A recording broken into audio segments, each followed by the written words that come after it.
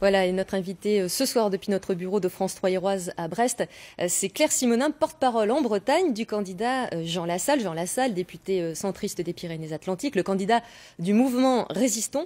Bonsoir Claire Simonin, merci d'être avec nous. Pourquoi l'avocate que vous êtes est-elle séduite par le programme de Jean Lassalle? Quels sont les aspects qui vous séduisent tout particulièrement dans ce programme? Alors pour la petite histoire, il y a 2 mois, je faisais partie, comme de très nombreux Français, du camp des abstentionnistes. J'avais décidé de ne pas voter parce que je ne m'intéressais ni aux affaires, ni aux messages haineux, aux messages d'opposition des uns contre les autres qui me semblaient ceux de la plupart des partis. Et c'est alors que j'ai découvert Jean Lassalle et son programme, un programme qui m'a frappée par de nombreux aspects. D'abord parce que c'est un programme qui met l'homme au cœur de la politique, l'homme depuis les communes jusqu'à l'État. C'est un programme qui m'a semblé de pur bon sens. Un programme social d'abord, avec des mesures comme l'instauration d'un minimum vieillesse pour tous, un SMIC augmenté, un RSA à partir de la majorité. Jean Lassalle qui veut retaper la France. Alors il prévoit notamment le recrutement de 200 000 personnes en CDI pour remettre à niveau les services publics. D'autres candidats nous expliquent que la France en a plus les moyens. Qu'est-ce que vous répondez ? Eh bien alors, ça n'est pas moi qui réponds, mais Jean Lassalle répond que pour financer toutes les mesures qu'il propose, il faut commencer par auditer la dette. C'est-à-dire que beaucoup de candidats partent du postulat que la dette est due.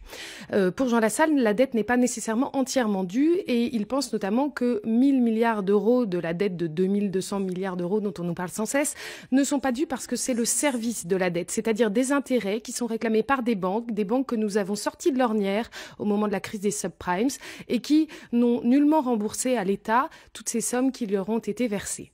Donc le financement, en première partie, va se chercher au niveau des banques.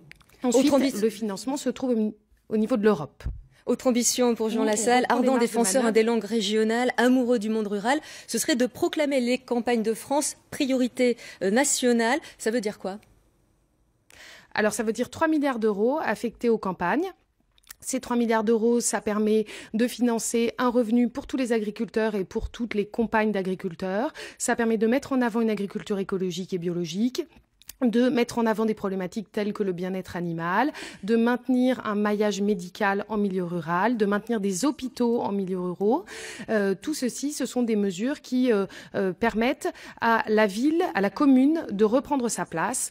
Et il préconise également l'abolition de la loi NOTRe, qui a Claire Simonin, il nous reste quelques secondes pour vous poser une question que je pose à tous les candidats, tous mes invités. Le projet d'un aéroport Grand Ouest à Notre-Dame-des-Landes, il est pour ou contre, Jean Lassalle? Alors Jean Lassalle ne peut pas répondre en un mot, mais le référendum existe. Jean Lassalle a entendu que le référendum n'avait pas été élargi suffisamment, et notamment aux Bretons. Donc dans un grand projet de réforme des moyens de transport, et notamment par exemple de création d'une autoroute maritime au large de la Bretagne, il veut remettre à plat tous les projets dans le respect du référendum, bien entendu. Merci Claire Simonin d'avoir accepté notre invitation depuis notre bureau d'Iroise à Brest.